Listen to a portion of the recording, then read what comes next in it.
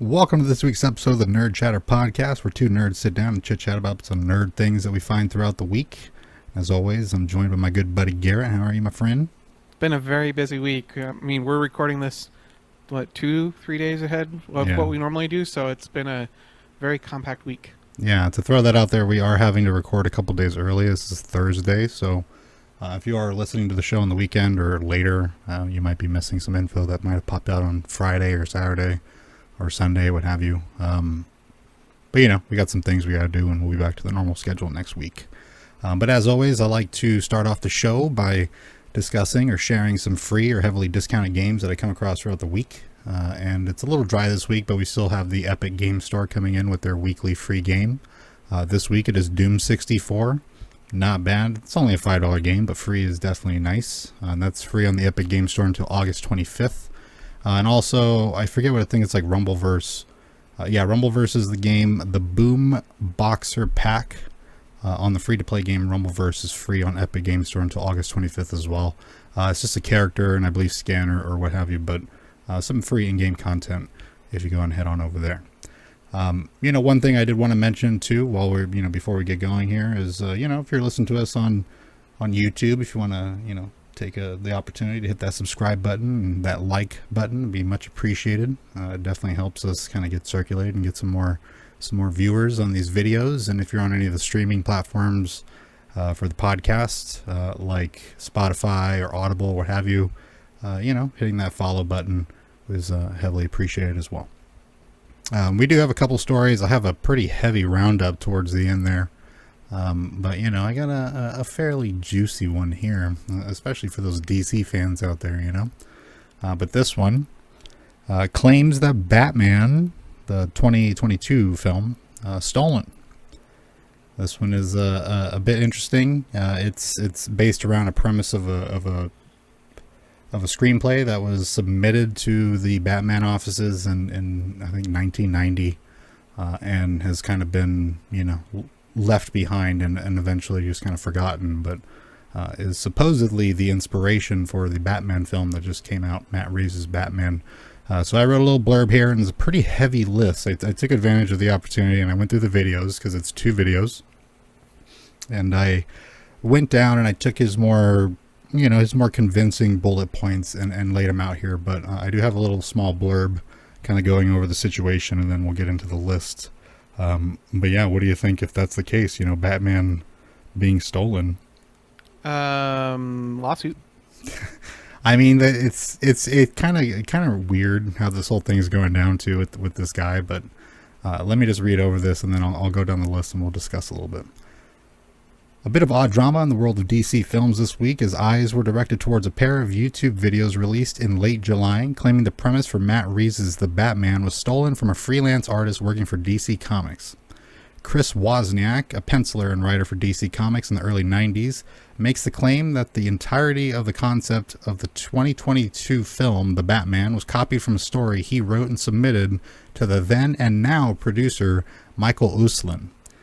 He then goes on to make the comparisons between the two stories, pointing out similarities, and followed up with a second video pointing out the differences. The video released on Wozniak's own channel, Full-Blown Psychosis, I think it is. I have to look it up. We'll link it in the description. Makes these arguments. These are just kind of the general bullet points, but these are pretty hefty claims. He submitted his Batman/Riddler story to the DC Batman office multiple times between 1990 and 2017, and it never sold. For people who don't know, writers do that. I mean, not anybody can just send in a script, but if you're a little more established in the industry, you submit your ideas to these studios, and if they like it, then they bring you on as the writer, and you can do some rewrites, or you get credit, and then they kind of take your idea and pay you and kind of run with it, but kind of a failed attempt on his part. That's what he's saying, that he kept submitting it over and over again, and it never sold. He wrote that, "I have a great story we never got around to doing at DC Comics, but it would make a fantastic Batman film," that he wrote directly to Michael Uslan via email. I forget in which year, but it was previously. That the basic structure of the two plots are more than just similar. Not the entire premise, reimagined Riddler, the big reveal, Riddler's big reveal, turning point, and ending are all the same. So I mean, these are pretty hefty claims, right?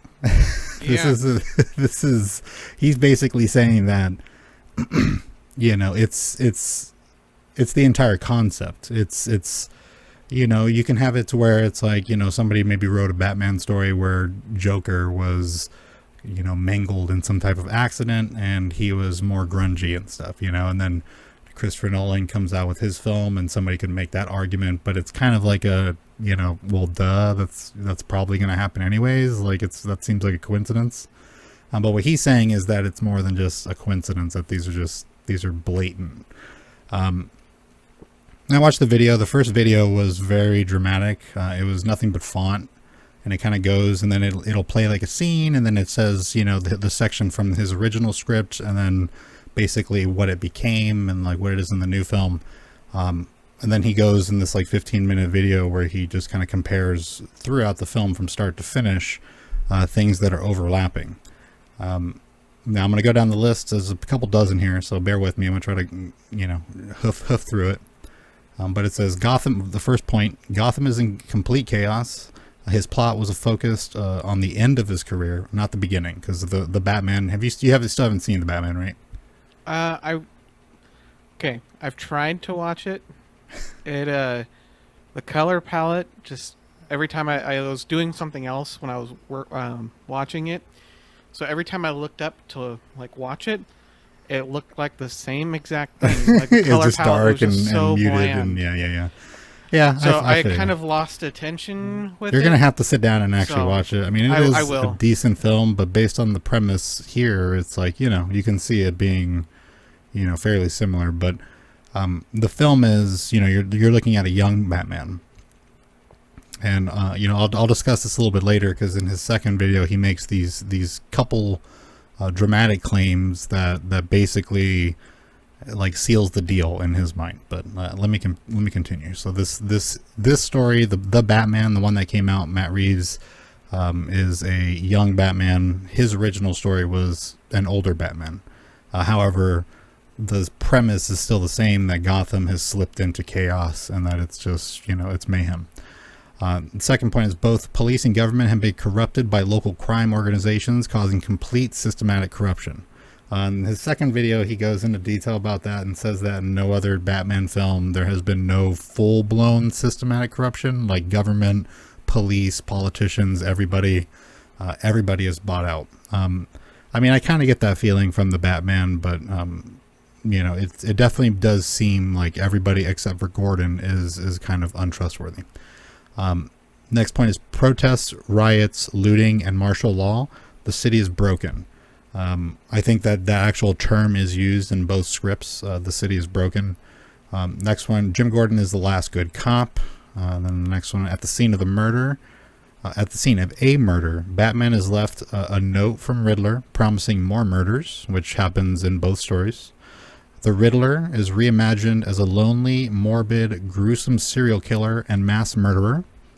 Now, you're talking about a premise for a story that originally was sent in from a writer to the executive producer for these Batman films to receive content and then eventually choose a story and stuff like that. He even goes on to explain in a clip, a Q&A, Michael Uslan himself says, what I do is I take scripts and then we choose one that we like, and then we either, we take that story or we go and we change it. So that's the argument here, is that he took his idea and did it and then didn't credit him.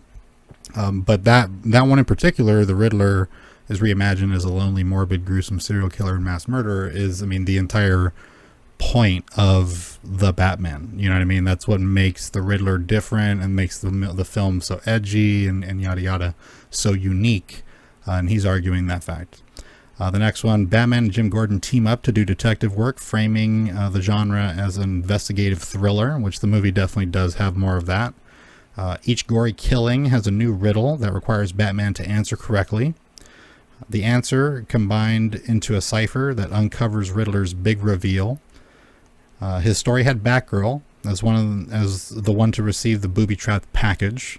Batman also finds out on a phone call and is too late, leaving the character hospitalized for the remainder of the film. So in both scripts, you had a main character who received a booby trap in the mail and is narrowly escapes death, and then is kind of incapacitated for the rest of the film. Which, in this particular case, what he's saying is, we'll get into the second film. He goes into that difference and why that seals the deal in particular as to what they did to his story. But I'll move on to the next one here. Massive citywide manhunt. But Riddler turns himself in for the specific purpose of bringing the Batman face to face for his big reveal. The next one, he bonds with others who are socially shunned by society, and they become his surrogate family. In the film, this Riddler is a streamer, like a loner streamer who's streaming to other extremists who are egging him on and having him, glorify even more so these heinous crimes that he's committing. The next one is he bonds with others Riddler goes through a traumatic experience that gives him a moment of clarity, realizing he had a greater purpose. And that's something that he explains in the Matt Reeves film. It's involving an orphanage. I won't get into it, but it's when he was younger and stuff like that. The big reveal is the answers to the riddle combined reveals that he knows Bruce's identity, or Batman's identity. And then another point is that Bruce ponders whether it's the end of the Batman. Then the next one, he makes correlations between his idea of the will to bring on Armageddon, and then Matt Reeves' references to like Judgment and like Judgment Day, because that's like on his live stream in the film is he's like, it's finally time for Judgment Day and yada yada yada. The similar premise is that there was a lot of preachiness from Riddler in the original script, talking about Armageddon and a lot of biblical implications. Riddler's actual plan is to kill everybody indiscriminately, which is somewhat similar to the Matt Reeves one, but again, that's kind of hit on in the second film, or the second video.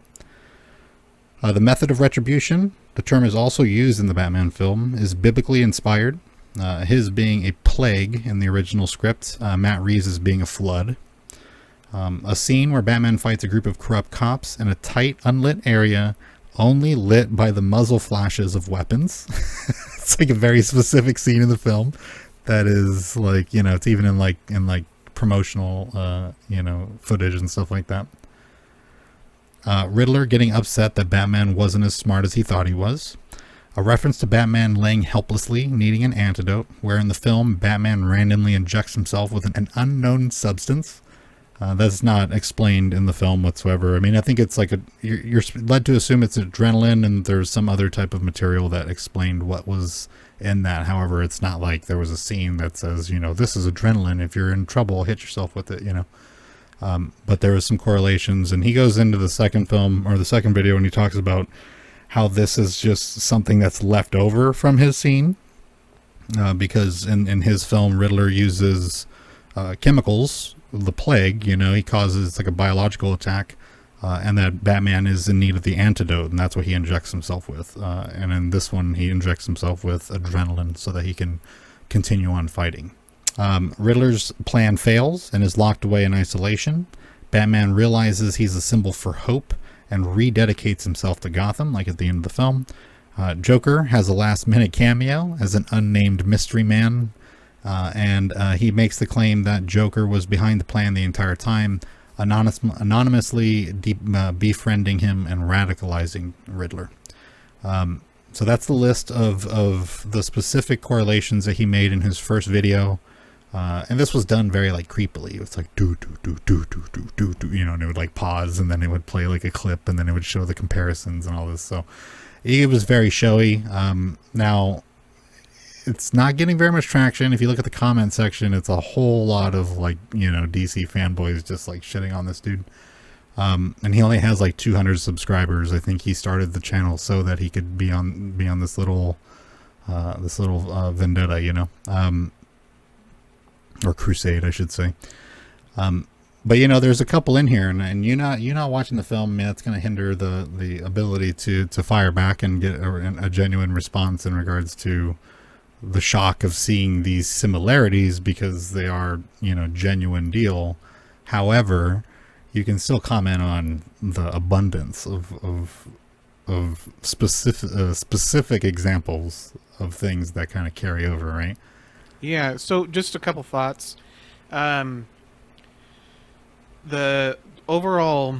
Okay. So I have two questions. Let me to preface all this. Did this guy talk about like what his actual proof is um, that is like what his story is? Like, does he have any documents that show? He has the original screenplay that he's everything. I should just say he has. And He did even he has show pictures of it? Yeah, and he even shows the emails that he had with Okay. other artists at DC, other people that he talked to who he was trying to get this script out to. He showed the email that he wrote to Uslan. I don't know if there was a response, but it doesn't matter. You're throwing it into like a void, and Oh yeah. if you know no response, no culpability, it's like, well, I don't remember reading that. There's no So- proof that he did. But that's kind of what he's saying. So he Okay, does so have all the receipts, yes. Okay. So that that answers the questions that I have. So here's my thoughts. If this guy is telling the truth and the evidence that he showed is correct, it definitely looks like they did some either reshoots or just some really sloppy changing of the script and screenplay to Not make even it really enough. sloppy. You know what I mean? Just sloppy in the sense that you're trying to hide it. Exactly. But like the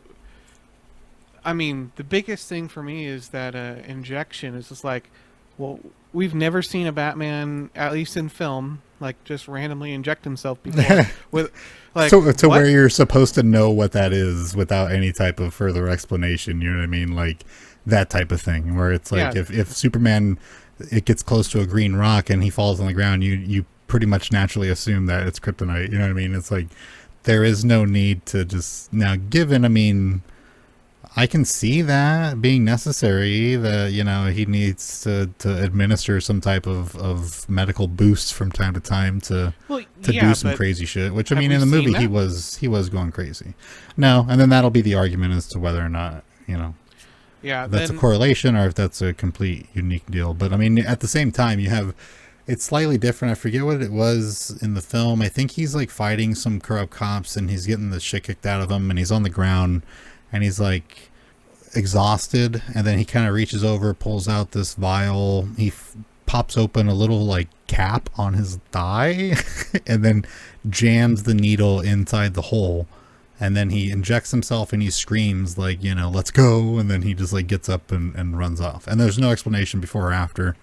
But to talk about that, and the second video, I'm not sure if I got into specifics about that example, but in the second video he goes, and this is actually him talking, and he's not really timid in what he's doing. He's speaking as a writer, and he's speaking as somebody in the industry who knows how things work a little bit more. It's not just somebody who wrote a blog and sees a movie that has a correlation to their story and then goes and gets irate. Like, it's like he knows that he was sending that story to the one person that would be capable of doing this, like, and it's not something that's uncommon. It's not unheard of. It's been done before, but on this scale, that's a bit rough. And to have like Matt Reeves' creativity brought into question is like, also another level, like another layer there, but when I was looking at this, and you see people in the comments who are just like blah, blah, no way, and blah blah blah, and what he is saying is like, he's like, no, he's like, so basically here's how I prove it, right, from a writer's perspective.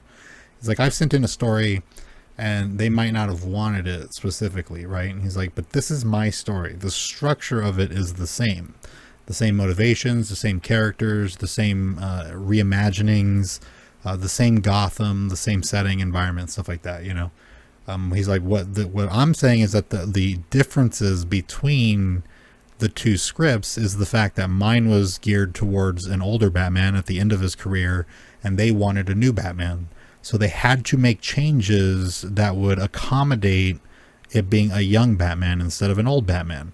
He's like, so instead of it being Barbara Gordon that receives the package, it has to be, and I got this actually written down here. It says in the second film goes over the differences between the films and how they are character compositing of Waz's characters that had to be removed from the film to accommodate a young reboot of the character. The Barbara Gordon one is too young for a young reboot, so Alfred has to receive the bomb and survives instead, which makes sense because Barbara Gordon is younger than Bruce Wayne. In this film, Bruce Wayne is too young to have a Batgirl, bopping around with him already. You know what I mean? Like, Watchtower is not in this scenario. So, like, you have to get rid of Barbara Gordon. So they give the bomb to Alfred, who in Matt Reeves' story, Alfred, I'm not sure if you remember the beginning of the movie, is that the mayor is bludgeoned to death by Riddler, right? In the beginning of the film. He's in his like high-rise apartment, and then he just gets like murdered. In the original script, he's claiming that exact scene was identical, but it wasn't the mayor, it was Alfred that gets bludgeoned to death. But yeah, he's saying that, the changes that are there that make the movies different, like make the ideas different, are basically limited only to the fact that they needed it to be about a younger Batman. And then the things that he had already written about an older Batman simply couldn't be done because, of the time frame. So they had to change it. But other than that, they didn't. They just made minor alterations and they released it as is. So he's making the claim, that Michael Uslan he fed this original script to Matt Reeves and said, this is kind of our foundation for this idea. So kind of go from here, rewrite this. And then Matt Reeves just took all the credit. I'm not 100% sold on it. However, I'm a lot more convinced than most people in those comments. That's for sure. Especially, it's not like he was just sending it to, submissions at, DCuniverse.com, and like, you send in the submission, you never hear back, you don't know what happened. And then years later, somebody stole your idea. It's like, he's sending this to the people that would actually go and make this movie. You know what I mean? So I don't know. It as someone who's not invested in like this movie or pretty much anything about the situation, it definitely feels, at least with the evidence presented, it definitely feels like he is in the right. If he can get a good lawyer and get all of the evidence squared away and then present that in a court, there's a good chance that he'll get some money. He's asking for a substantial amount, I believe. I can't say that I read a quote from him stating exactly how much he wanted. However, he drops the whole, the Batman was $1 billion movie, wink, wink type of shit, so we'll see. This guy has no following though. I think I'm one of like 210, or we are one of his 210 subscribers or what have you. So, it is what it is. Very interesting, very spicy. That's some movie drama right there. But if you at least understand that industry a little bit, I grew up in Los Angeles, and my cousin was a producer growing up, and that kind of piques your interest in what you learn and what you know about and stuff like that. And it's rough out there, dude. Ideas get stolen, and the little guy does get dumped on from time to time. And what are you going to do? You're just a penciler for DC comic books, dude. You think you can stand up to these films? It's a different department. You know what I mean? It's yeah, like well, that. and here's the other thing. If he created this idea and concept and screenplay while working for DC, like getting an hourly wage or some type of contract for DC, it is DC's property. So that's the other thing that would be needing to be considered. That is true, and that is something that is stated by people in the comments as well. However, I'm not 100% sure how true that is. Like, I think it's true as long as the person's credited. And if the person can prove that they did that without being credited, then, there's some type of compensation involved. Because, there's still immediate copyright that takes place when you create something. And just because you email it to somebody doesn't mean that, 100% of that copyright is transferred. Well, emailing it to someone, it's still your idea. Yeah. If he created it with DC's time and money as an employee of DC Oh back in the no, day, it wasn't. He was a freelancer. okay, So then if that's He did the story. He took advantage of his connects. He tried to push the story through. It never worked out. yeah, And then he sees his movie on the big screen and is like, what the hell? yeah, then if that's the case, I mean that's where we're looking like he's going to get compensation Yeah. because You would assume. But it's also Warner Brothers now with new management. I have no idea. It's yeah, but if they did do this, they'll and he gets enough traction or what have you, even if he doesn't get traction, this could still be turn out to be a lot of money for him. It may not be, millions and millions of dollars, but it could be, a couple $100,000 payout. something I didn't. I mean, there's definitely some points that I left out of here, and there's also some contradictions within the points that I made. But like I said, he did explain the big differences, and the ones that got me were the two that he did say that were different. You got Alfred receiving the package and it not being Barbara Gordon because Barbara Gordon's not in the film, and then the age differences and stuff like that of that character and why she wouldn't be there is very compelling. Also, just the fact that Riddler is a serial killer and he's a serial killer. That's a different vibe. I'm not sure how far they've gone in the comics with Riddler and like how sadistic he's gotten. I've always kind of kept him in the mind of like a crazy, eccentric type who never really gets into the murdering game. But I mean, I could be wrong.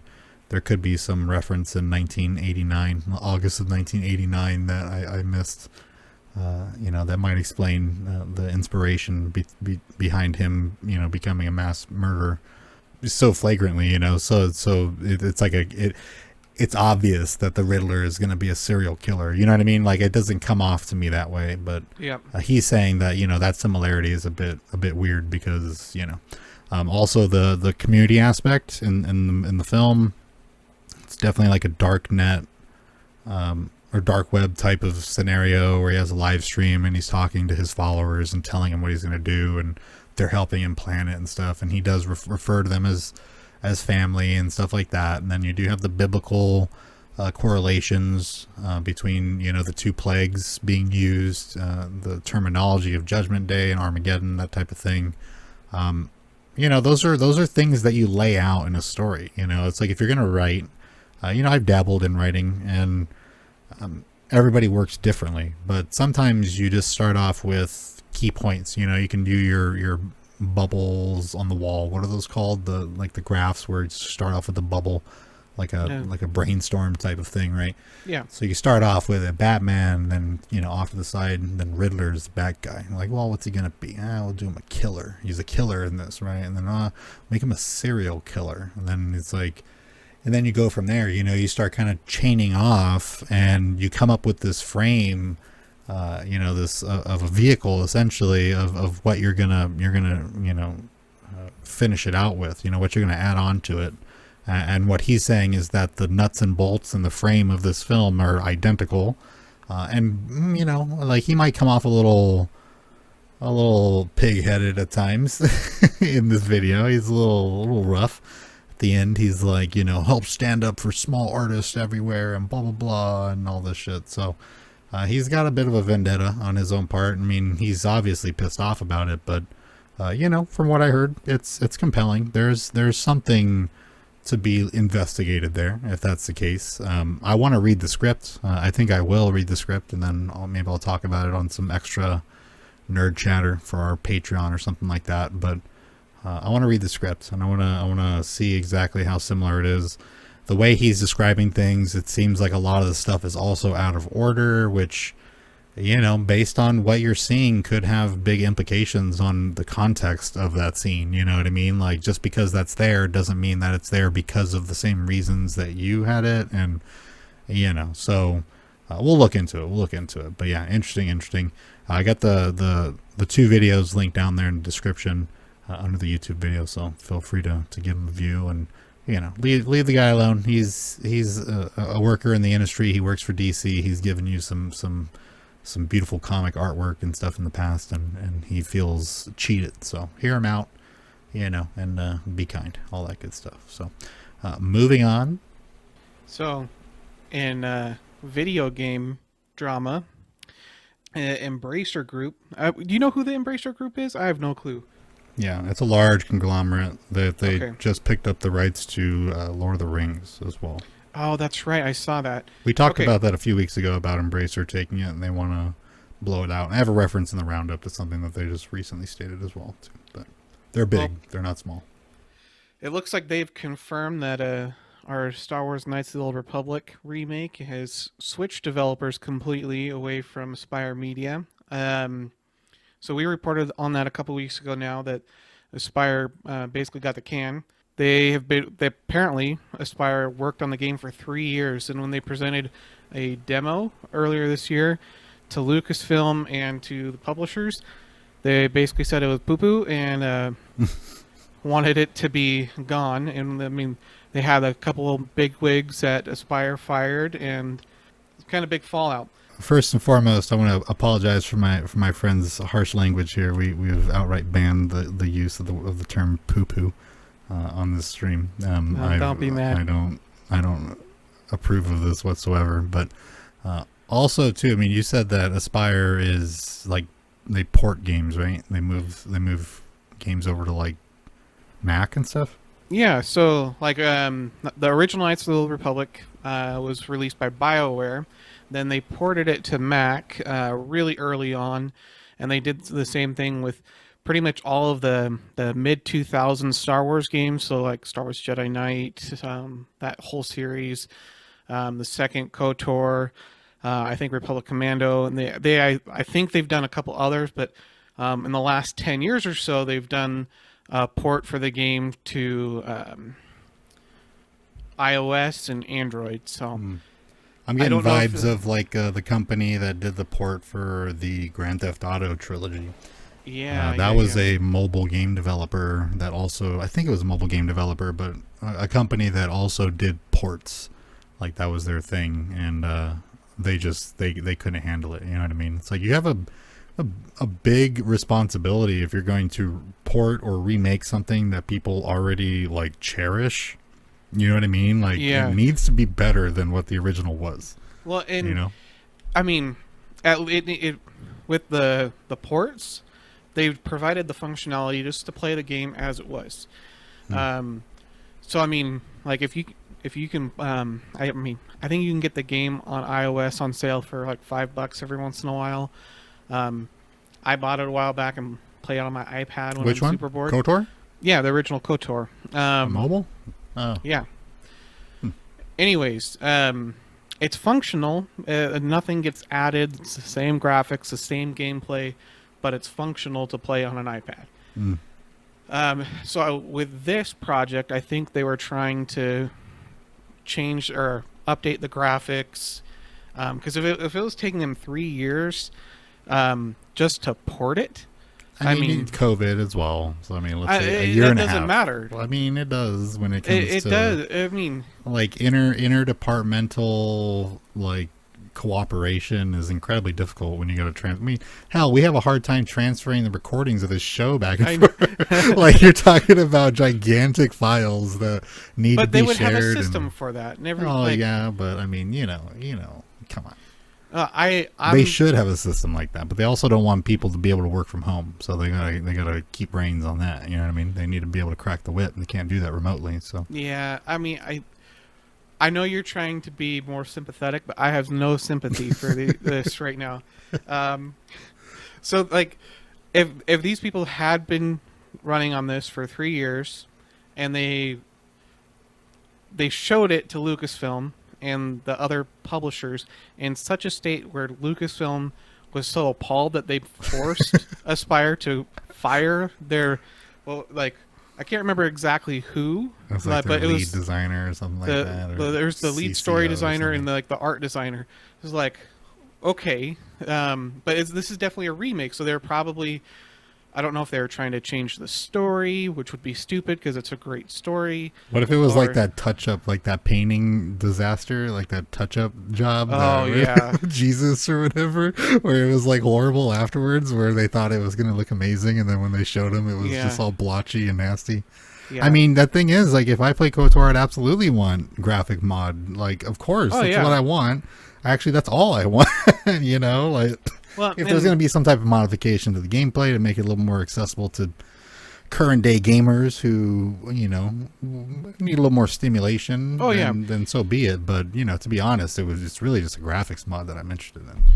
I mean, yeah, but if they're doing a remake, it should be the gameplay updated to fit cert like basically any current BioWare. So have being able to control a lightsaber better and not having to pause, scroll through your list of attacks, click it, then go. I mean, Yeah. it better not be something like that. I mean, I'm more so just willing to embrace the lore.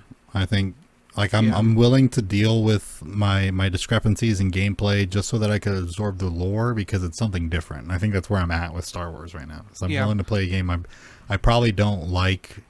I don't like in regards to gameplay, but will absorb because I want to know those characters and stories and stuff. You know, so yeah.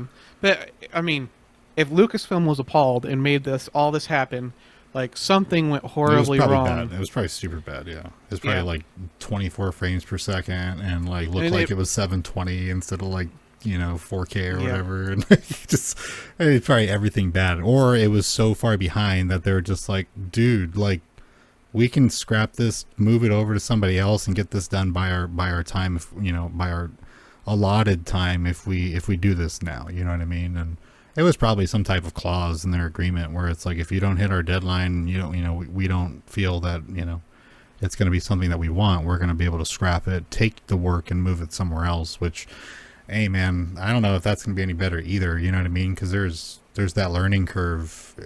Just because it's made with Unreal Engine or Unity or what have you, it doesn't mean that it's going to be easy to jump in and just like modify. They got to get accustomed to how things are set up, and if they're making their own engines for things, it's like they got to learn those engines and how to yeah. modify them and stuff like that. But So, it'd be stupid to make your own engine for something like this. I mean, hey, the Rockstar the Grand Theft Auto trilogy was ported into Unreal Engine.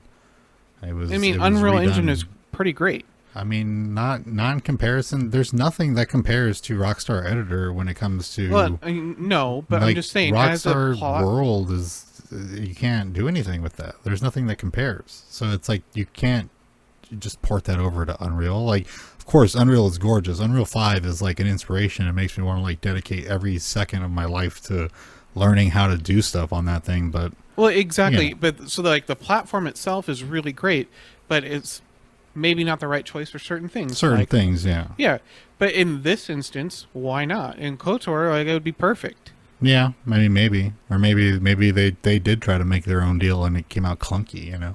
Yep. Um, Anyway, so there was a quote. So it's not 100% confirmed, but it's definitely assumed that one of the group's AAA projects has transitioned to another studio within the group. The company said, "This was done to ensure the quality bar is where we need it to be for this title. We're not expecting any material delays for the title based on this transition."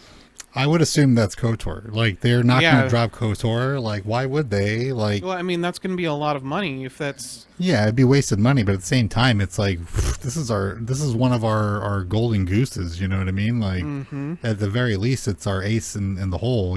Like we can definitely tap into this, and if we make people happy with this out the gate, then they're gonna just want more, and we make money when they want more. You know what I mean? So, Yeah. yeah, I think that's cool. I heard that too, where it was like it's not 100%. It was more so they're just referencing a project that got moved over, which with no details regarding KOTOR after it's switched to indefinite release.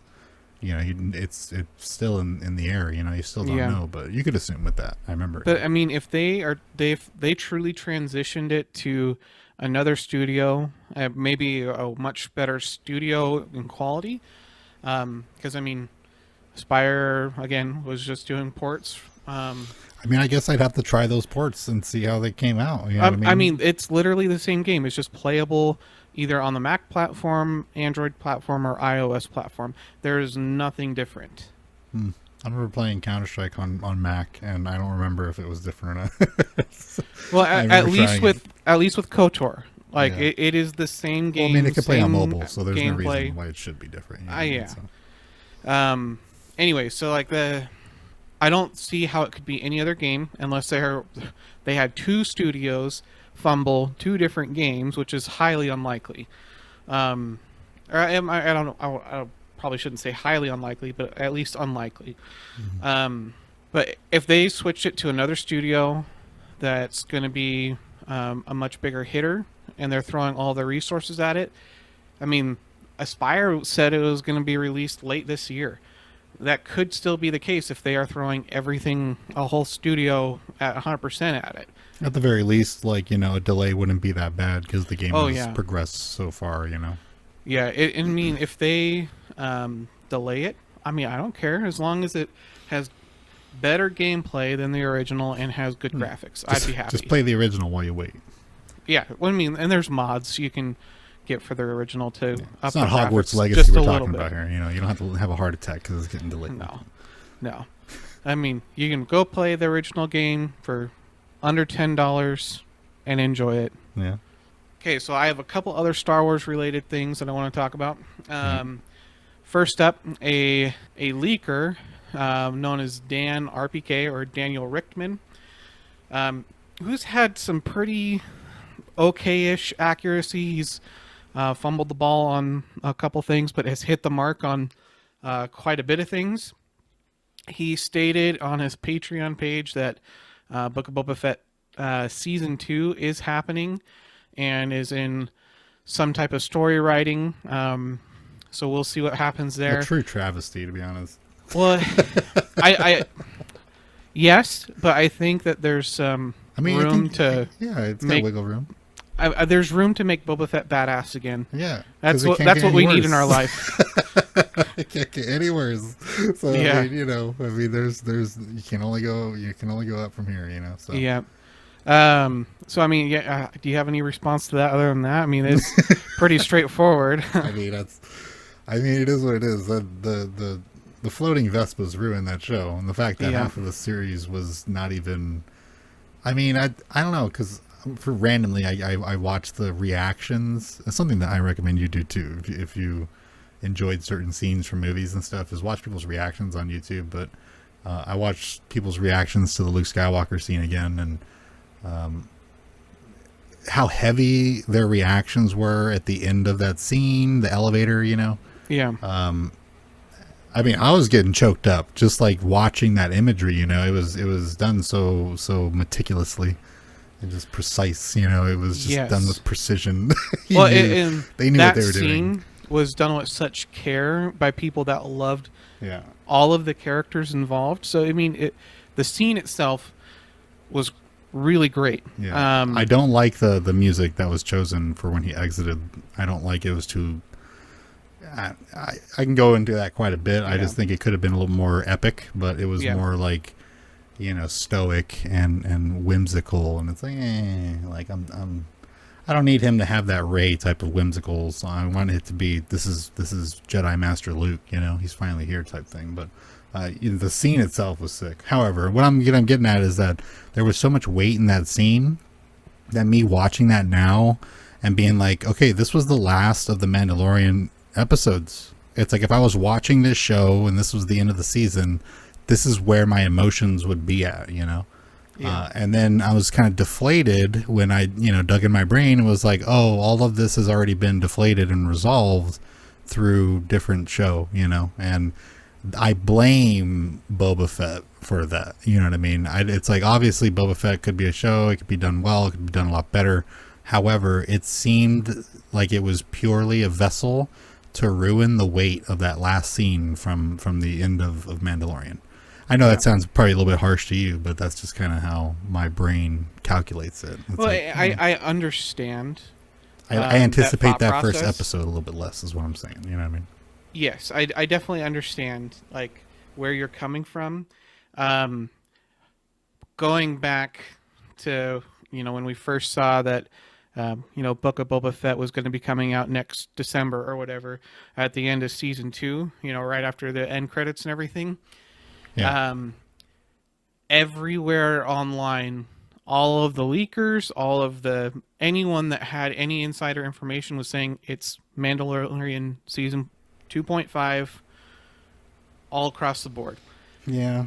And so I went into that like expecting that, and that's what we got. I mean, I wasn't hyped enough about I was spiteful of the existence of the Boba Fett series, let alone looking for like leaks about it. You know what I mean? Yeah. It's like, I understand we mentioned this in our very first episode, the Star Wars catch up, but Yeah. we're aware that there's the page out of the comic book, or the few pages out of the comic book where he escapes the sandworm, and he has his methods of getting out, and it's somewhat similar, and there's correlations there, and it could be argued, but I don't know. It seemed like we went over that double dipping, and Yep. Well, and I unnecessarily. definitely I understand their writing logic on where this person has to show up because he's the this and this and this, or this character can't show up, and I understand their logic. I just feel like they could have been a little bit more bold about a few things. Yeah. Moving on to the next one, because I have several. You know who Christopher Lloyd is? Oh yeah, Doc Brown. Yeah. So he was, I don't know if he was at a convention or just some type of speaking event, but someone asked him because there's been rumors going around that he's in Mandalorian season 3, and he does not deny it, and he gives some hints and winks and everything. I don't know. I think it's pretty likely that he will be there. I have no clue what type of character. It would be kind of funny. I mean, even with makeup, he's not going to come off like clean cut enough to be like some Imperial officer or something. No, like I don't that. think he's going to be an Imperial officer. What I would really like, and this is just me, if he was some type of really old Mandalorian. You take off his helmet, and he's just looks completely disheveled from wearing a helmet his whole life, and he's just a little bit cuckoo. I mean, he looks pretty rough for his age. Oh yeah. So he's definitely. I mean, he's looked rough since he looked ever. the same age since Back to the Future, and then he hit a wall, and now he definitely looks old. But yeah, he might play some type of OG. Yeah. Maybe he's some type of rebel character, or maybe he's a pilot. Wouldn't that be dope? Yeah, Doc I mean, it Brown was is just an X-wing pilot, and it's just some small little cameo, and you're like, what? What? Yeah. And it'd be really funny if on the X-wing there was some reference to Back to the Future on it, his number or something like that. Yeah. Is the numerical versions of BTTF or something. Yeah. I mean, there's you can speculate for ages on that one. I mean, I'm assuming he's going to be some type of NPC type character. You know what I mean? He's going to be some character that they go and talk to or something like that. And yeah, I think that's pretty likely. From, some type of. I don't think they're going to go. They're not going to try to make him as close. They're not going to try to make him close to Doc Brown. Some eccentric, wild. Maybe they'll typecast him, but they'll probably make him some more stoic. I mean, man. Roger Rabbit alone, dude. His acting in Roger Rabbit alone is so completely different from, Doc Brown, that it's he's got some range. So So, what if he poses as this innocent threat, kind of a little loony, crazy, but is really just the tune dipping in acid dude, the just dip. completely off the rails. And I mean, we're pretty sure Moff Gideon's going to get broken out of jail. What if he's the lure or something to do with that? Yeah. Just a thought. Yeah, it could be.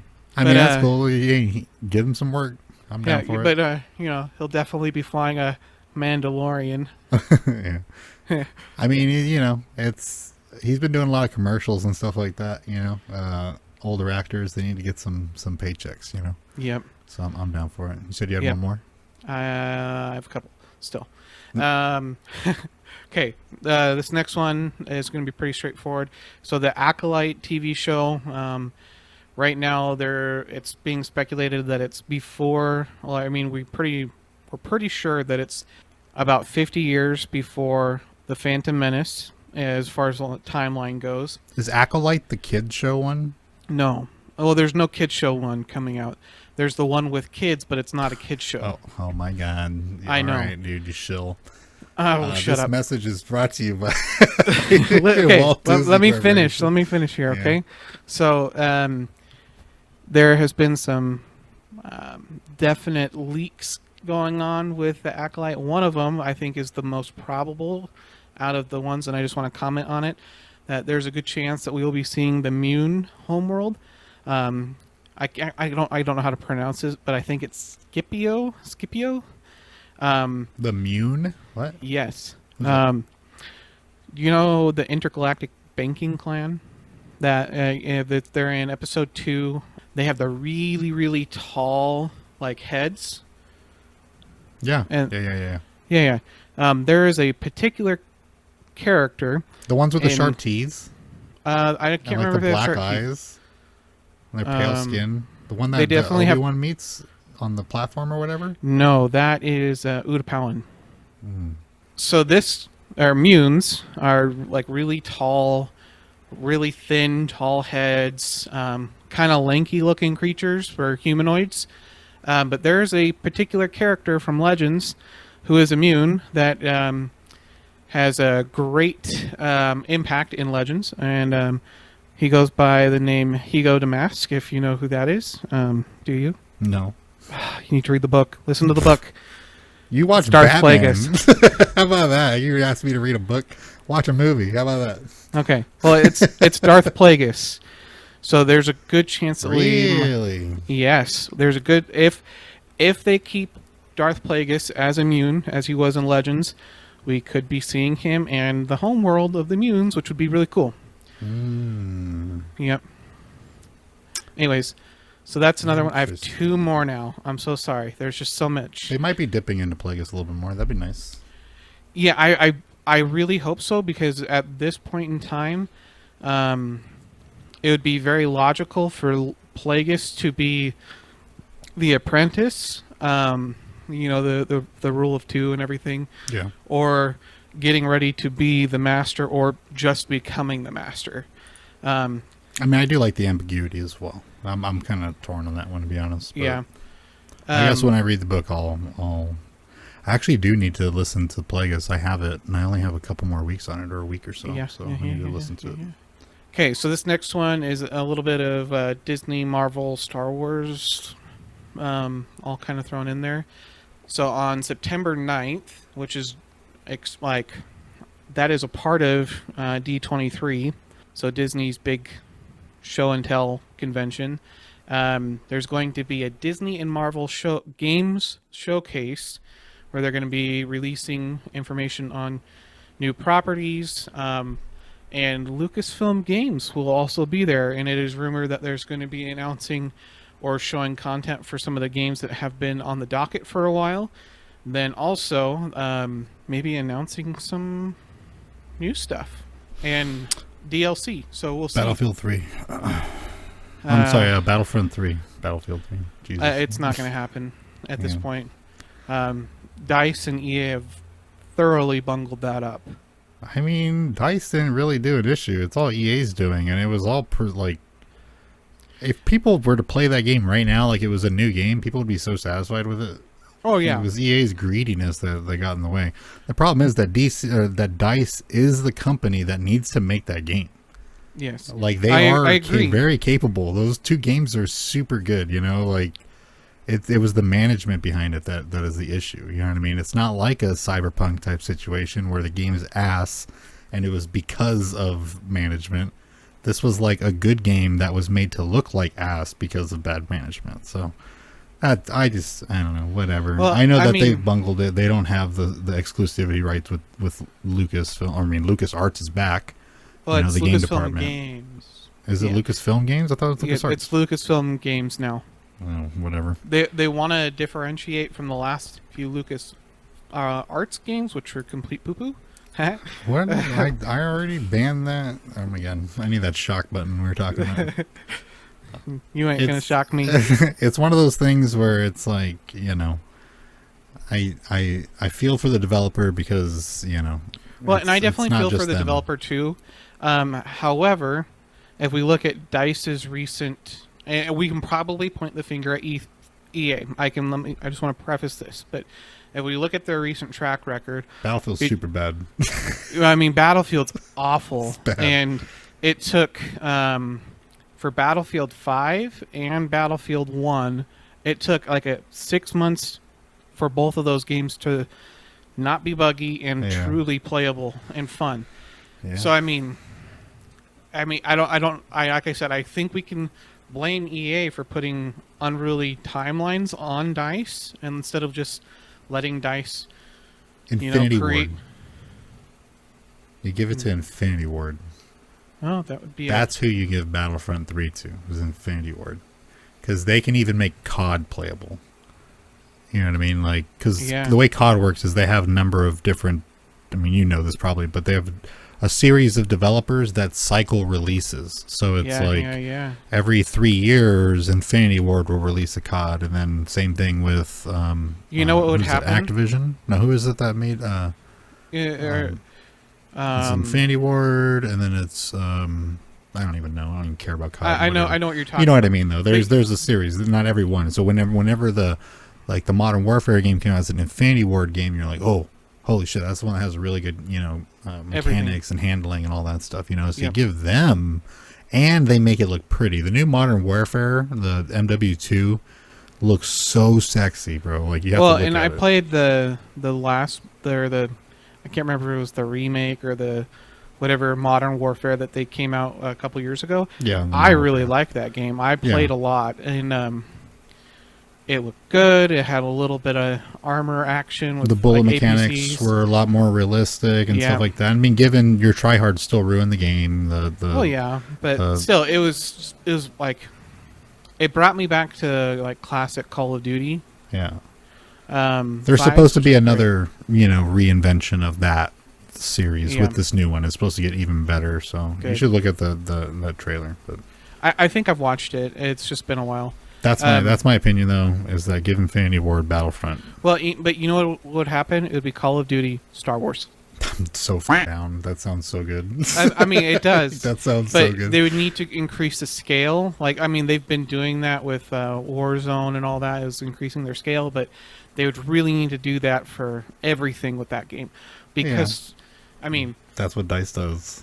Yeah. I mean, with Star Wars, I mean, you never think of, like, a 12-on-12 little match. It's always like, you have 100,000 clone troopers, you have 400,000 battle droids, and they're just running at each other. Like, and then you also have the aerial fight above you and all that stuff, So if they can do that right, I'd be totally down. And I think just given time and enough money, it'd be good. Yeah. Done.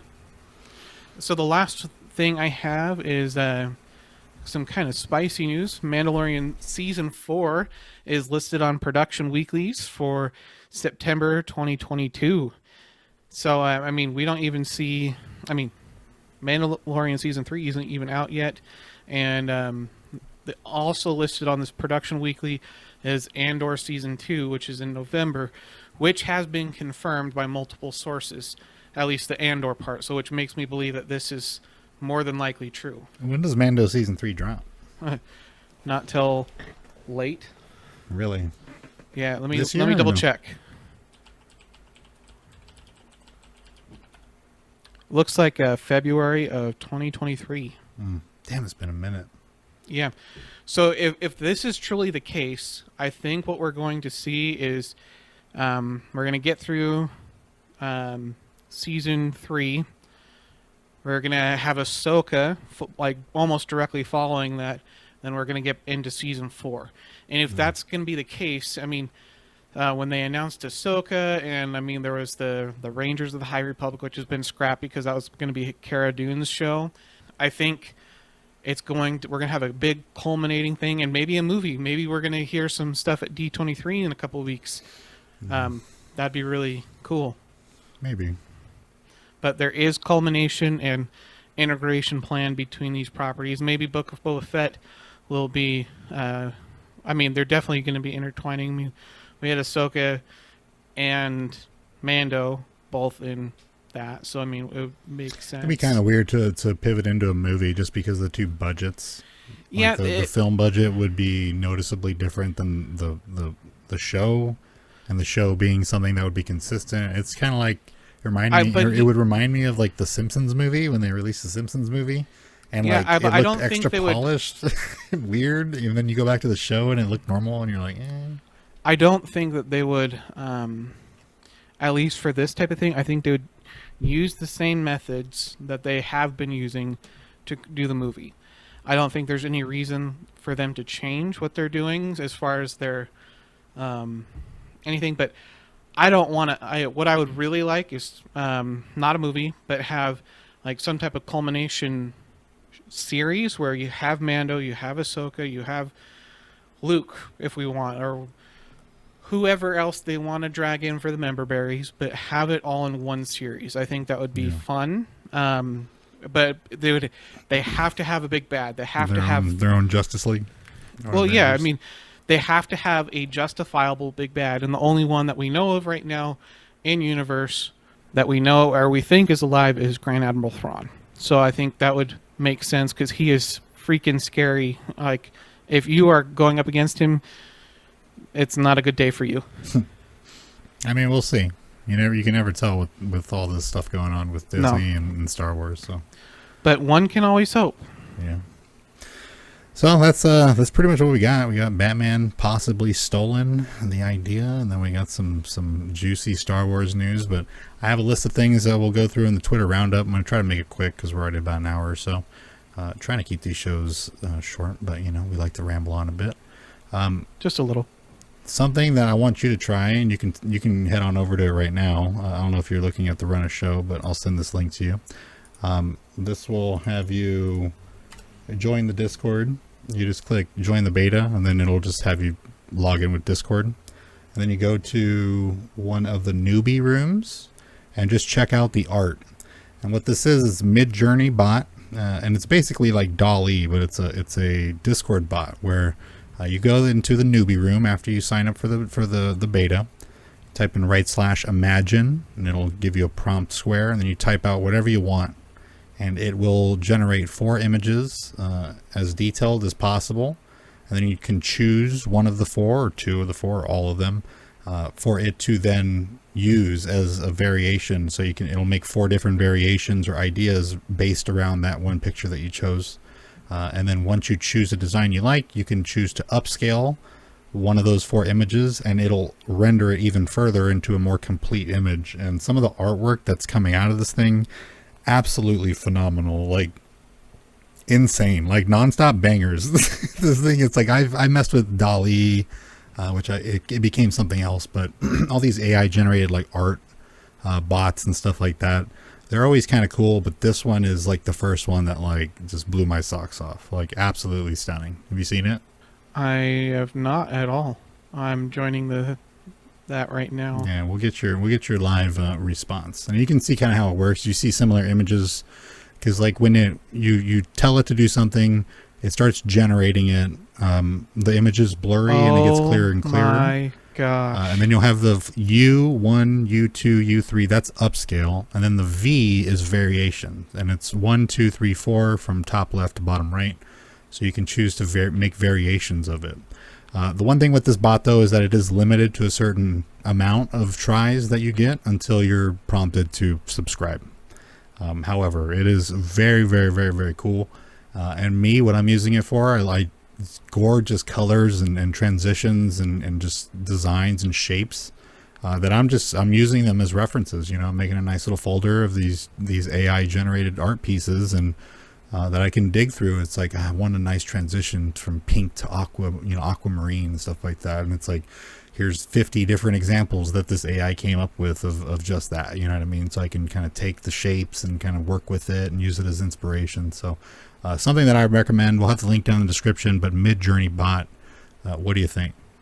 I mean, just looking through some of the stuff that's on here, I am thoroughly impressed. Super crazy. I right? mean, there's other art bots that I've seen online.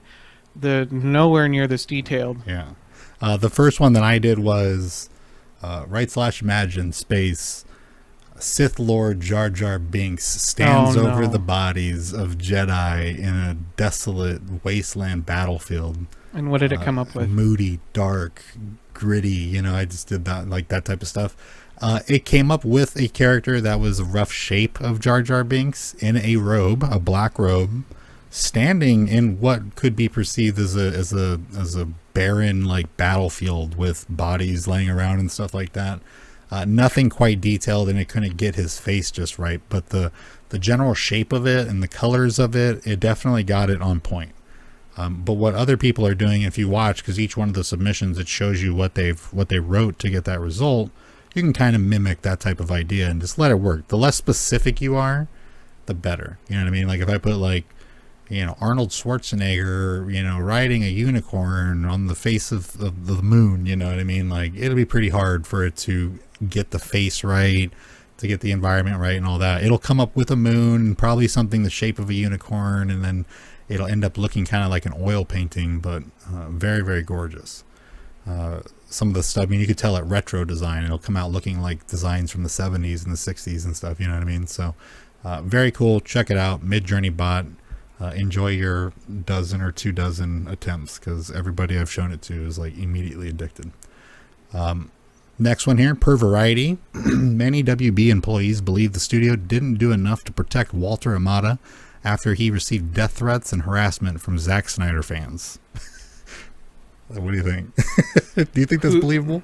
Who's Walter Hamada? Walter Amada is the president of DC since 2018. He handled the DCEU. If I'm not mistaken, the Snyder Cut was under his rule, but none of the other DC films were. So I think maybe Justice League, but BVS I think came out in like 2016.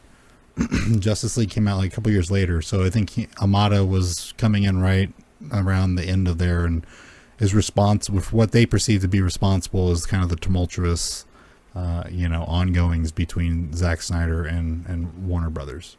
Walter Amada is also the one that testified in the Johnny Depp case when he was talking about Amber Heard and you know why she was kind of reduced as a role in the second Aquaman and stuff like that. He was the one on camera answering questions. Interesting. But what do you think? I mean, is that believable? I think damn right it's believable. Yeah, I mean, there's so many. I don't know how many Zack Snyder fans there are, but the ones that do truly exist are terrifying, because they will create bots on bots on bots and just throw so much mud at the wall that there's no more wall, it's just mud. Yeah, I've seen the way they kind of operate too, and a lot of them kind of call to arms, you know, what's going to be our next campaign, you know, blah, blah, blah. They take pride in the fact that what they're doing to the normal person in these companies, they consider harassment. You know what I mean? Like, they don't appreciate it. They don't consider it cute fan engagement. They consider it more of like sadistic, harassment. It's way too much for adults to be this concerned about something like this. You know what I mean? It's not right, not normal. It's not healthy. So they, they perceive their actions as just and good. You know what I mean? So Yeah, they do feel that they're stoning a heretic. You know what I mean? Yeah, and when you feel that way in such Vitriol. Yeah, that's dangerous. Mm-hmm.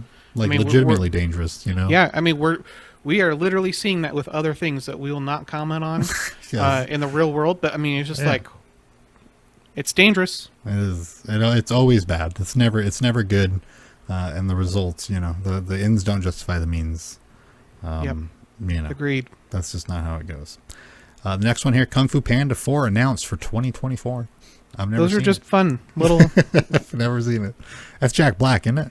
Yeah. Yeah. I would definitely watch the first one. The other ones are meh. I might have to with like the kid, but that's Yeah. not going to be something I'm going to sit down and watch for sure. But Yeah. I figure there'd be some nerds out there who have some fond memories of that back in the day and be like, oh, well, I'd watch that. Or have kids now and be like, oh, I'm going to have them watch that. I'll watch that with them. Yeah. That type of thing. So that one's for you. And this one's for me and my like. PGA Tour 2K23 announced. Teaser showing a player putting on a green with jerky hand movement as per usual. Sporting a pair of Nike Jordans and a Titleist Scotty Cameron. Teaser ends with the date, August 22nd, where it was later clarified that info on the new title would be shown on that date. It's not the release date. But, we all know what Jordans are. That's, there's...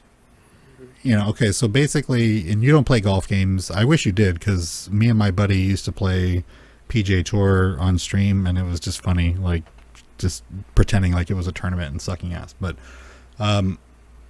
the game came out, so basically, you grew up as well, I'm sure, remembering EA Sports, Oh, yeah. It's EA Sports. It's in the game. It's in the game. And then you have, PGA Tour. PGA Tour, EA's PGA Tour, Tiger Woods PGA Tour 2008, 2009, 2012, Masters Edition 2014, and then so on and so forth. Eventually, Rory McIlroy, once Tiger hit his little shaky ground with, little crazy shit, EA dropped him. Stupid. And they tried to swoop up Rory McIlroy, which was kind of like the next Tiger Woods. Didn't end up being, but it was like a young kid who was inspired by Tiger Woods and then ended up being like good friends with Tiger Woods once he made it, like his dream. He became the face of the sport, or the sport games. And then that lasted 1 year before they just scrapped PGA Tour. The whole game was gone. The licensing was gone, I believe. I might not be 100% accurate on that. However, they weren't producing PGA Tour games anymore for the first time in like 20 years. Me personally, I golf since I was 8. I've taught professionally. I've competed professionally. Competed amateurly as well. I lived and breathed the game, including playing these video games. I mean, in high school, I would play shotgun 18 holes before school in the morning, just so that I can get in the mood to compete in the afternoon, for high school. And it was just common for me to be about these golf games. And then there was a like a side developer, some no-name developer that came up with their golf simulator, which was the Golf Club, TGC. I think it was like TGC 19 and TGC 2018 or something like that. It was more realistic. It was less showy. EA Sports was very like boastful, it was kind of comfortable with what it was. This one was more of like the menus were very bland and plain. It wasn't very showy with like graphics or anything. It was like elevator music in the menus. It was very quiet. They were trying to go for that type of simulation, so it was whatever. The mechanics weren't as honed out as they were for EA for all those years. A little bit more simulator-esque in the sense that they're a lot more sensitive. So it didn't catch on like EA Sports did. But what happened was 2K went and purchased that company. Then they got the rights from PGA to then go and start making their own PGA games, which is when we got PGA Tour 2K21. That game was a near identical port of the Golf Club, the 2019, I believe it was. They just added some brands, some courses. They had to get rid of some courses because they had to start paying licensing fees for these courses. That's another thing, in those old games, is that you would have these incredible golf courses that you would just dream of playing on, but EA was paying for the rights for those courses, for you to actually be able to play on them, and TGC just didn't have that clout. So a year break, and in that meantime, you have 2K21 getting golf club packs and DLC and here and there and stuff like that. And one brand that was never in the game was Titleist. Another one was Jordan. This goes back any golf game. Titleist is, I'm not going to say it's like the poshest, but it's the posh of like your name, like main name brands. For golfers out there, you have TaylorMade, you have Ping, you have I'm not sure if Adams Golf is around anymore. Actually, I don't think so. But you have Nike's gone too. But you have TaylorMade, you have Titleist, you have Ping, you have Callaway, you have a number of these large brands And then you have some smaller brands and stuff like that. So either EA never wanted to pay for the licensing fees for Titleist, or Titleist just didn't. They're just so posh and old school that they didn't want anything to do with these silly video games. But for 2K21, Titleist finally, for the first time in ever, released their clubs into the game. It was a certain number of clubs, not every club ever in existence, but a couple of the newer clubs, and people were stoked, and because Titleist owns FootJoy, which is a brand that makes incredibly expensive golf clothes, FootJoy was in the game as well, and that appeased people too, because it's like, oh my god, like, this is cool, I own those shoes. Those shoes cost me $300, so like, there's one sub brand of Titleist, and it's their putters. That's Scotty Cameron. Scotty Cameron is a club designer. I think he worked with Karsten in the 70s or 80s or something like that, and he helped design some of the more popular styles of putters that have just become commonplace in today's day and age. And he makes incredibly expensive and sometimes incredibly rare, super posh putters under the Titleist brand, but under his name, Scotty Cameron. Those putters range from like $300 to $500, and then he does like limited releases once a month where those putters can get up to $10,000, $15,000, $20,000 just because they're the only ones in existence, and he made them by hand. So big news with that one for the golfers out there. Scotty Cameron, the brand, is going to be in the game, so you'll be able to get some really super dope golf clubs, and presumably Titleist as well. Maybe they'll expand on some older golf clubs. And then you get the FootJoy clothes, maybe some Titleist clothes, which are even more expensive. And when I say expensive, it's like $150, $200 for a polo shirt. You know what I mean? So yeah, that's it's like to see this brand in there, you're like, oh, whoa. But then yeah, you have the Jordans, which same thing, Nike, right? And they have their sub brand, which is Air Jordans. He's standing there and he's putting in, I think like they're Jordan 7s or Jordan 14s or something like that. They're the ones that have the little rubber cobweb bits over where the top laces are. But yeah, I mean, that's like a lot of stuff in that little like 5-second clip that they have on that one. And I talked about that for probably way too long. But one thing that I did notice is that the movement with the character is a little bit jerky that I mentioned there. So that might be a little bit less appealing for some of the people that have been waiting for 2 years for what would typically be for a 2K title and a yearly release, right? Like any other 2K game. They took a year off, so everybody's kind of hoping that it's going to be polished and a little bit different and not the same. They do have the rights for Tiger Woods. Tiger Woods has signed on for it. He's not going to be associated with EA because they screwed him over, but he will be involved with 2K. So we shall see. But August 22nd, not too long, a few days from now, so definitely check that out. Keep your ear to the ground. Maybe type in 2K23 and see what pops up on that day for YouTube. Nice. Next one here. I mentioned somewhat WB Discovery lays off 70 staffers as they shut down the HBO reality department. Oh, shucks. I mean, it makes sense though, right? I mean, yeah. that is what Discovery does. And, they're not going to need two of those departments. No, and I mean, the HBO reality stuff has been laughable. Yeah. Well, I mean, I got another note down here, too. HBO Max clearing house by removing 36 titles, including 20 originals. A lot of animations, a lot of one-offs, like weird stuff. And it's like, I don't know why they're... To me, it would be like, unless you're paying for rights to like have it there, anything and everything is what you want. You know what I mean? You want the thing cram-packed with as much content as you can get. It's like some of the stuff that's on there too, it's like, that's not poor quality, like it leads me to believe that because some of them are TV shows and, a number of them are TV shows, that they're going to move them over to Discovery and they're not going to be on HBO. You know what I mean? Yeah. But we'll see. That's part of it. A whole lot of ruffling of feathers in WB right now, for sure. New Lord of the Rings game to be set in the literary Middle Earth rather than the films. This is if I'm not mistaken, an open world, so you'll be able to traverse. Let's not tell my wife, please. Why, bro? Like, she'll disappear for months. Would you disappear with her, bro? Get that game. That sounds good to me. I've seen so many different maps of Middle Earth.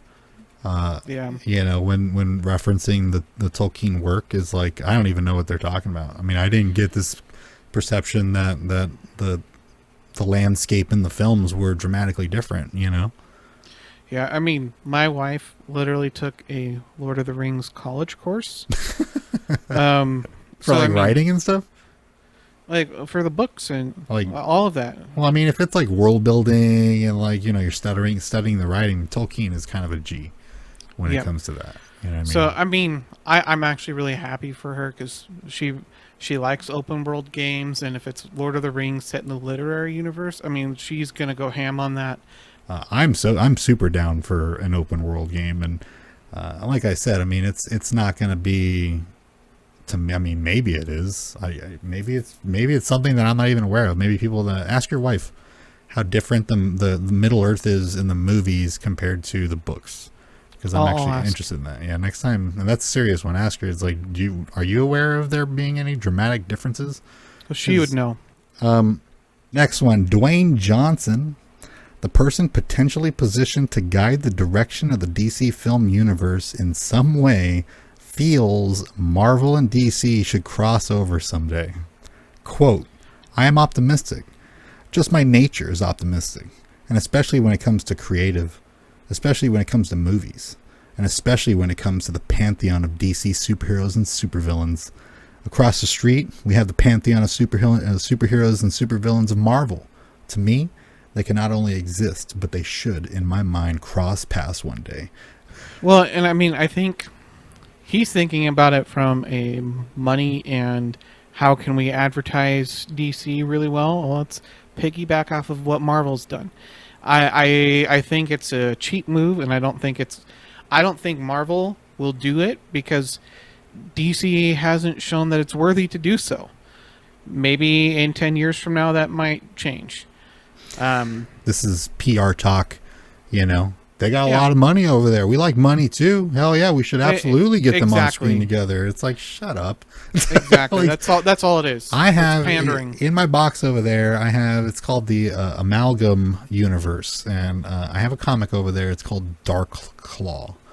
I forget the Earth. I typed it in, but it's literally a culmination of Batman and Logan.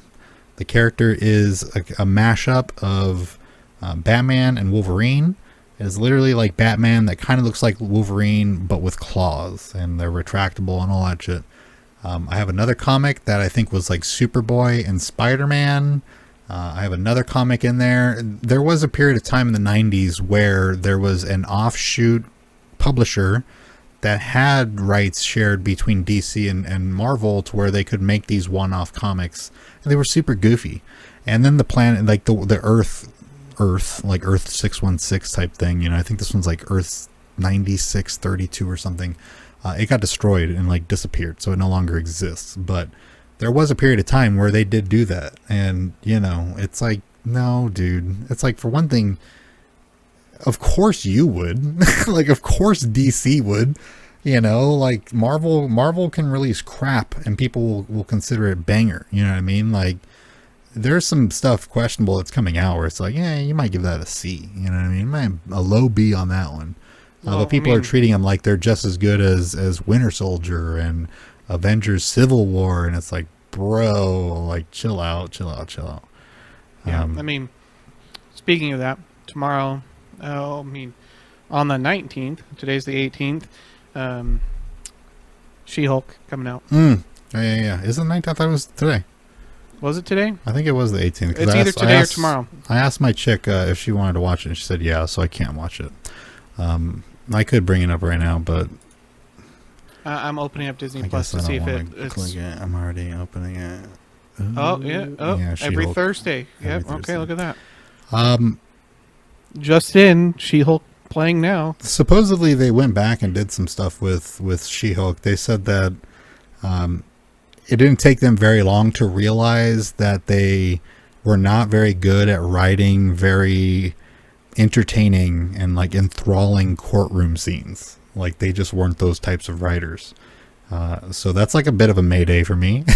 I have no idea what it's like. Okay, so you chose the version of She-Hulk that's a lawyer, but you don't know how to write like courtroom scenes. Like, oh no, like what's this going to be? So Yeah. we'll see. But yeah, that is out, and you can go check it out now. I saw people's opinions. I think it got a 92% on Rotten Tomatoes, so it is certified. Let's see what the fans say in a week. Yeah, I mean, I'll watch it too. I mean, with the chick, it's really however long the baby will let us watch it by this point.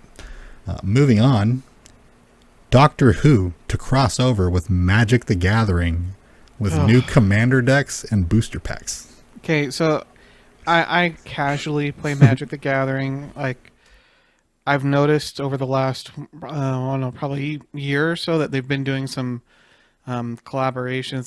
They just finished one with Dungeons and Dragons, but with Doctor Who, I mean that's pulling some I can totally money see strings. D&D. I could totally see D&D. Yeah, You know what and I mean? If they did anything, it. it seems like one was an inspiration for the other. Oh, which, I mean, 100%. Magic would be, inspired by D&D Yeah. for sure. And that all of that makes sense, but Doctor Who, I mean It's a bit goofy. That's why I had to put it in here. I was like, do Yeah. that now? I like me some Doctor Who too, but I'll have to look over the decks and see the new cards that they come out with, and who knows? My wife is a Doctor Who's fan too, so I might have to get her a deck. I mean, they're fun, Yeah. I mean, they're fun episodes, I should say. They're just, I mean, not the old ones, but when Voldemort did that one season when they rebooted the show, that was pretty good. And then Ralph Phineas? yeah, he was Nice. the first Doctor when the show rebooted. Okay. And then it went to I don't think, I forget, because they swapped quite a few there for a bit. And then at one point it was the guy from Harry Potter, the son that is Mad-Eye Mooney. Yeah, I know that exactly actor. who you're talking He about. plays yeah. the Doctor as well. David too. Tennant. Yes. So some heavy hitters on that show. So show some respect. However, it doesn't belong in Magic the Gathering. It's very interesting that it's there. So that's why I wrote it there. A couple left here. Just Cause developer Avalanche worked on Iron Man game for 2 years before Disney scrapped the game. I mean, I could totally understand because the last two Just Cause games were like super bad. Have you ever played Just Cause? I played 3 and 4, I think. Yeah, the fourth one was bad. For like the time that it came out, it's like, damn, why does this play like it's on PS1? Well, and I played the games when they came out free from Amazon Prime or Yeah, whatever I did the too, thing was. Well, I actually played 3 quite a bit ago, free because I got some promotion for a video card or whatever. I mean, the gameplay was fun, but it was extremely repetitive. The first one, the Just Cause game, when it came out, and I remember this distinctly, it was them showing off how creative people were getting with like the mechanics that were built in the game. The point of the Just Cause games originally was being able to take a person, put a hook on their belt, attach them to a jet ski, and then shoot the jet ski, like off the side of like a cliff, and then watch like the person get flung off into space. It was all these mechanics of being able to tie things together and stuff like that made that game what it was. So, once that one trick pony, as the games went on, really all you could do was change the environment and try to adapt to it to give more interesting things. And that's really where it ended. You know what I mean? And then the mechanics didn't really improve. And by today's standards, it's not a very enjoyable game. I think it has mostly negative or mixed reviews in regards to that game in particular, Just Cause 4. So it turns out that they did work on a game for 2 years, and then it was scrapped. I watched the video with the main guy who has gone on to make his own studio, the main guy from Avalanche. From what I hear, Disney, like, they'd been working on the game for 2 years, then they showed Disney, and Disney was like, whoa, no, we need to get this done in this time. So they cut like a year off of their time, and then increased the budget and said, go hire people. Like, we need to get this done. You know what I mean? They wanted him to hire like 70 people to get this done. So huge budgetary expansion, you know. But Avalanche like refused, I guess, or there was some type of discrepancy in working with that, because the way that he described it is that in regards to like game development for big studios is like if the development's like 4 or 5 years, the last year is like solely dedicated on the back end of the business to finding the next project to keep the company in operation. You know, it takes that time, if not more, to land a new gig and keep going.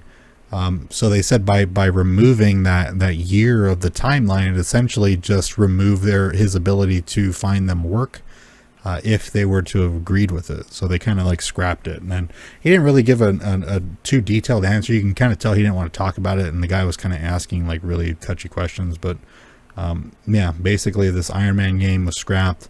He made a quick kind of like, yeah, whatever type description of it. You can like put somebody through a wall with like your blaster and then just like take off and fly across the city and stuff like that. So it was going to be like an open world Iron Man game, much like what you would assume a Just Cause developer would make. Next one here, HBO. I already mentioned this one. HBO Max clearing house with those titles. Jon Favreau wants George Lucas to make a cameo in Mandalorian. Yeah, we talked about this before we started recording. I mean, I would love it if it was the same character in the Star Wars universe that George Lucas played for Episode 3, which was just a quick glimpse and you miss it type of deal. It was Chairman Papanoida, or Papanoidia. I can't remember exactly, but blue dude with a hat. I think that would be fun. But you mentioned it's probably just going to be some random person in the background. Yeah, I mean, I think that's what they want and like what they're talking about. They just want him to be like there. You know what I mean? Like, oh yeah, he doesn't need to make like a hey everybody, like it's me, George Lucas. It's not. Well, no, just put him somewhere. That. They want him to be like, you know, just somebody in the background, or it should literally be that same bar that Mando went to in the first episode, and then he's just sitting in the back, like in that photo of him sitting in the food court at the mall, like eating Sbarros and shit. In his little button up, like the flannel button up shirt, the jeans. Yes, like that would be amazing. I would lose it. That'd be amazing. I mean, you saw the thing that happened with Mando. I think it was season 2. I think it was episode 3. There was a guy that in the production team barely got on, like just his jeans and part of his sweatshirt were showing, and he became known as Jeans Guy, and Disney edited him out like within a week. But it would be great if it was like that, just like little things like, oh, that's George, like real George. I just think it would be funny. It'd be so weird and stupid. It would just be like, I'm totally fine with that. Let's just move on. Yep. But yeah, he wants that. It's just somebody saying something. It's nothing, and yeah, to speed through these last two, Owen Wilson called Marvel uptight in regards to him talking about Loki. And then the last one here is She-Hulk head writer Jessica Gao says she had no control over how Daredevil looked, stating Marvel Studios knew exactly what they wanted the suit to look like. Good. So they're all gung-ho about it. Well, I mean, just to both you saw of it though, these, yeah. It's yellow. It's the yellow and red. So yeah, I mean, I definitely feel like Marvel has. I mean, when Tom Holland started running his mouth, he always had a buddy, and it was almost always Benedict Cumberbatch. And Tom would start saying something, and Benedict would be like, "Hey." And he always had that like confused, like Tom look on his face. Like, what did I say? Oh shit, I did say that. Yeah. He always had that look on his face, like he's like, oh wait, what? Yeah. So I mean, I definitely understand it. Like why? I mean, Marvel has done such a good job of keeping big secrets for the most part. I mean, I didn't see anything about Kang showing up in Loki at all. So I mean, that was really nice to see, and it was just kind of. I think I did run across some stuff and all that, but I don't know. I think it's more so just like an older actor commenting on like the Marvel methods more so than anything. You know what I mean? Like. True. old Marvel over here acting all uptight because I said such and such about Loki. You know what I mean? It's like, it's like there's a method to their madness, and their madness is incredibly lucrative. So I still think he's a Loki variant. I mean, I would say that after you said that, yeah, I would probably side with that more than anything. And that you probably would find out more. Didn't he get killed though? No. I thought he got like evaporated or some shit. Nope. Well, they all got to that like mysterious little, plane in between. Was he there when they came back and was looking at the Kang statue? I don't think he was there. Oh. But him and all of the other Lokis that had survived were still alive. Yeah. Well, we'll see. We'll see. But this is just speaking on Disney and their methods and all that, but we really should wrap it up because we did go pretty long. Probably going to edit a good chunk of this stuff out to keep it pretty low. But we will wrap it up here. And like I mentioned, if you are listening to this on YouTube, even hit us with that subscribe button. That'd be fantastic. Maybe some notification action. Share it with your friends. That like button, help the algorithm, get us out there a little bit more. That'd be much appreciated. But if you want to check us out on our social media, Twitter, Instagram, Twitch, Facebook, and all that good stuff, it's at Nerd Chatter Show. You can find all of our episodes of the Nerd Chatter podcast anywhere you can find podcasts, including Spotify, Apple Podcasts, Google Podcasts, YouTube, and pretty much everywhere else, including Audible, right? Yeah. If you're interested in becoming part of the community, you can join our Discord or head on over to our Patreon, where we have some Patreon-specific content for those supporters. Just put up a segment last week. Which one was that? That was our top 3 Star Wars games. We put that up for our Patreon subscribers, a little half-hour or 45-minute discussion going over some fond memories. So definitely check that out if you're interested. But also, all the links for things that we discussed and mentioned in the show will be down there in the description below. And if you're on any of the podcast platforms and you need some assistance with any links or anything like that, head on over to our website at nerdchatter.com. And that should feed you to pretty much anywhere you need to go to get any more information. Got this on here: Spotify, Apple Podcasts, Stitcher, Amazon Music, and Audible. If you could hit that follow button, then on YouTube and Google Podcasts, hitting that subscribe would be much appreciated. So, Garrett, another week down. This is our 10th episode. Appreciate it, my friend. I mean, it's thank you to you as well. It's collaborative effort. Yeah, the commitment is unwavering with the minuscule amount of viewers and whatnot. It's okay. It's okay. We'll stick to it because we like talking about nerd stuff. So, like I said, we're gonna go ahead and head on out of here. I'm gonna go ahead and crack a little brewski and fire up the OBS and hop on Twitch and do a little live stream over at Nerd Chatter Show. So, you guys take it easy.